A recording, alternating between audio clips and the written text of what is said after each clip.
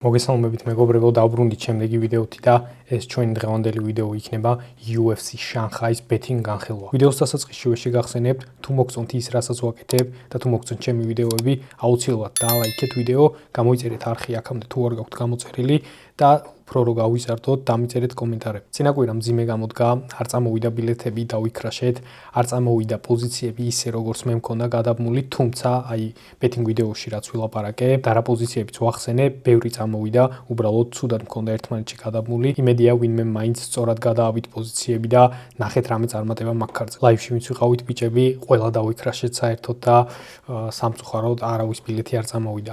ამ კვირას შევეცდები, რომ უფრო კარგი პოზიციები გითხრათ და შევეცდები რა თქმა უნდა, რომ გავამწვანოთ ამ კვირის ბილეთები. ვისაც გაინტერესებთ ჩემი წინა კვირის ბილეთები, თუ რა როგორ მქონდა, 7 ბილეთი მქონდა წინა კვირას, არც ერთი არ წამოვიდა. 2 ბილეთი ახლოს იყო. თითო პოზიციამ გააფუჭა, დასანანია თან კარლი ჯუდისის ნოკაუტი ყველაზე მეტად მეგონა და ესე რო გავანიავეთ კარლი ჯუდისის ესეთი ადვილი ნოკაუტი, ესეთი კაი კოეფიციენტით, ყველაზე მეტად ეგ მეწყინა. არა უშავს, ახალი კვირა გვაქვს, ახალი შესაძლებლობები და დავიწყებთ ნელ-ნელა ლაპარაკს ჩხუბებზე და ყველა იმ პოზიციაზე, რაც მომწონს. როგორც ყოველთვის გეტყვით მხოლოდ იმ პოზიციებს, რაც განსაკუთრებულად მომწონს. მაქვს უკვე რამდენიმე ბილეთი გაკეთებული და თუ გაინტერესებთ ვინმეს თუ გინდათ ერთი-ერთი ჩემი ბილეთები, შეგიძლიათ დამიდონატოთ, მიუთითოთ მეილი და როგორც ყოველთვის ჩაგიყრით ჩემი ბილეთებს. გადავიდეთ ახლა უშუალოდ პოზიციებზე.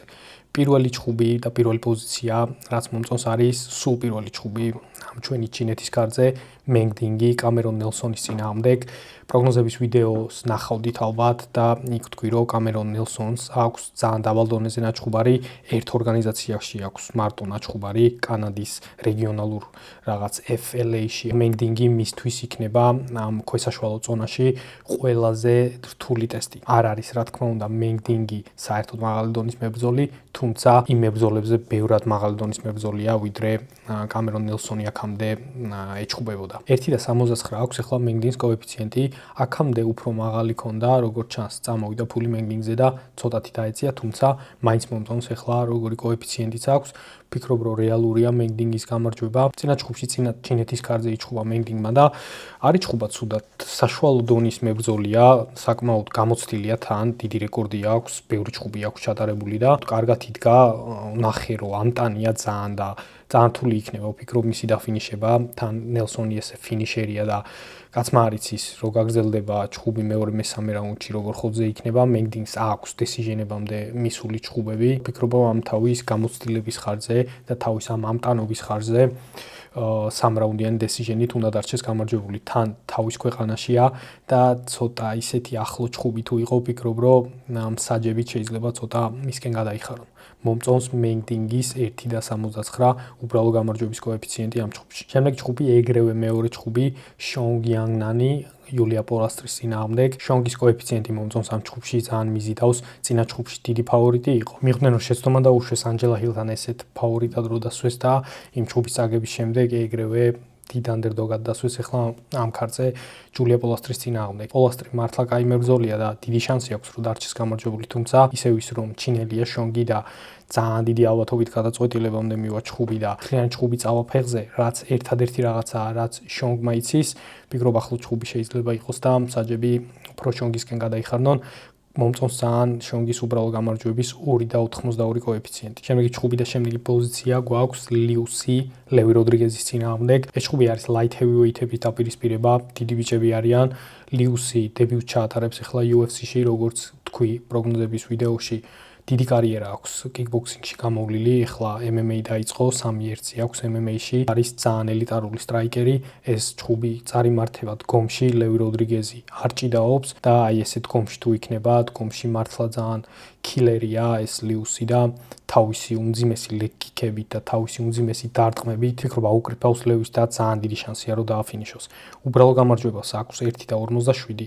მომწონს ეს კოეფიციენტიც, მაგრამ განსაკუთრებულად ამ ჩხუბში რაც მომწონს არის მისი გამარჯვება პირველ ან მეორე რაუნდში, რასაც კოეფიციენტი ჩემთან აქვს 1.89. საკმაოდ კაი კოეფიციენტია, ვფიქრობ თუ დააფინიშებს პირველ მეორე რაუნდში დააფინიშებს, ისე უბრალო ნოკაუტს აქვს 1.65 და ესე პირველი მეორე რაუნდის ფინიშით უფრო ემატება კოეფიციენტი და ყველაზე მეტად ეს მომწონს. ასევე ლიუსის პირველი რაუნდის ფინიშს აქვს 2.50 კოეფიციენტი და ეს კოეფიციენტიც ძალიან მომწონს. შემდეგი ჩხუბი მივადექით კაია საკურას ჩხუბს აური ჩილინგის წინააღმდეგ. ვფიქრობ დგომში წარიმართება ეს ჩხუბი და დგომში მკვლელია საკურა დაფრინავს და მგონია რომ ბენთემოვიჩი ძალიან ბევრ შეუქმნის პრობლემებს სანამ ძიმედარი ჭიდავებიან. როგორც თქვი, ამას არ ველოდები აური ჩილინგისგან და ზუსტად ამიტომ კაია საკურას ნოკაუტი ამ ქარtზე არის ჩემი ლოქი. 1.60 აქვს კაია საკურას ნოკაუტს კოეფიციენტი, უბრალო მოგებას 1.19 აქვს. ვფიქრობ, უბრალო მოგების აღებას აზრი არ აქვს და თან ნოკაუტი ძალიან რეალურია. თან პირველ რაუნდში განსაკუთრებით. ასე რომ როგორც ნოკაუტი, ასევე ძალიან მომწონს ასაკურას პირველი რაუნდის ფინიში. არაა დიდი განსხვავება პირველი რაუნდის ფინიშსა და ნოკაუტს შორის. 2.60 აქვს პირველი რაუნდის ფინიშს და პირველი რაუნდის ნოკაუტს 2.67, ასე რომ განსხვავება არ არის. თუ აიღება ეს პოზიცია, აიღება როგორც ფინიში. 0 აქვს გრაუნდ გეიმი ასაკურას მართალია და არ წავა საბმიშენზე, რა თქმა უნდა, თუმცა პატარა შანსი ხომ მაინც არსებობს და რატო გაირისკოს ხო? ამ ჩხუბში ასაკურას პირველი რაუნდის ფინიში და ასაკურას ნოკაუტი კიდევ ერთხელ არის ჩემი ლოქი. შემდეგი ჩხუბი გვაქვს co-main event-ი იანგ შაუნანი დენისი კომისის წინააღმდეგ. მომწონს დენისი კომისი, რომ ანდერდოგია ამ ჩხუბში. იანგ შაუნანი ასაკშია 37 წლისაა. წელიწადზე მეტია უკვე არო ჩხუბია, რაც ძალიან არ მომწონს, მით უმეტეს რომ ასაკშია შესული. დენისი კომისაც არო ჩხუბია დიდი ხანია, დაახლოებით 8 თვეა არო ჩხუბია, თუმცა ახალგაზრდაა და დარწმუნებული ვარ ამ დროს ჩადებდა თავის განვითარებაში. იან შაუნანისგან ნახდად არ ველოდები განვითარებას, ვფიქრობ თავის პიკს მიაღწია, კამარზე უკვე იჩხუბა ერთხელ და ვფიქრობ რომ ეხლა ნელა ქვემოთ ჩამოვა. ორივე გოგო სტრაიკერია, დგომში გვექნება ჩხუბი, მართალია შაუნანი მართლა ძალიან მაგარი სტრაიკერია, თუმცა დენისი კომისი აი ამ თავისი ახალგაზრდული მოტივაციით ვფიქრობ კარგად დაუდგება დგომში და რაუნდიანი დესიჟენით მოუგებს. ვფიქრობ შეიძლება რაღაც მომენტში ძალიან მაგრათაც დააზიანოს და ნოკდაუნის რომ ისცეს არ გამიკვირდება საერთოდ. ამ ჩხუბში მომწონს დენისი კომისის უბრალო გამარჯვება 2.18 კოეფიციენტი. ბოლოს მთავარი ჩხუბი სონგიადონგი უმარ ნურმაგომედოვის წინააღმდეგ. სონგიადონგს ისეთი კუში აქვს ამ ჩხუბში, რომ ვფიქრობ ღირს გარისკოთ, თან მართლა აქვს შანსები სონგს. თუ კარგად დაიცვა ტეიქდაუნები და იმ მომენტში როცა გადაიყვანს უმარ ნურმაგომედოვი, ვფიქრობ აუცილებლად გადაიყვანს და მაგით ვამბობ ესე. ეგრევე წამოდგომა უნდა ცადოს, უნდა ამუშაოს უმარი, დაღალოს და აი ბოლოსკენ მესამე, მეოთხე, მეხუთე რაუნდებში უნდა მიაწვეს ძლიერად. ამას თუ გააკეთებს, თავისუფლად ხედავ, რომ 3 რაუნდი წამოიღოს სონგიადონგმა და დარჩეს გამარჯვებული. არაფერი დამატებით პოზიციების აღება არ უნდა ამ ჩხუბში 5.25 აქვს, ისედაც ძალიან დიდი კოეფიციენტია, ვფიქრობ, რომ ესეც ასაღებია. სულ ეს იყო ჩამოუყევი მთლიან ქართს, გითხარით ყველა ის პოზიცია, რაც მომწონს. იმედია გამომწვანებთ ამ ქართზე, გისურვებთ წარმატებას ყველას და შევხვდებით შაბათს დილით საქართველოს დროით 11 საათიდან იწყება ჩხუბები და რა თქმა უნდა ლაივში ვარ YouTube-ზე. ვისაც გსურთ მშვენიერ დროსაა ქარდი, ვიქნებით ბიჭები აუცილებლად და შეგიძლიათ შემოგვიერთდეთ. შევხვდებით შემდეგ ვიდეოში. Peace out.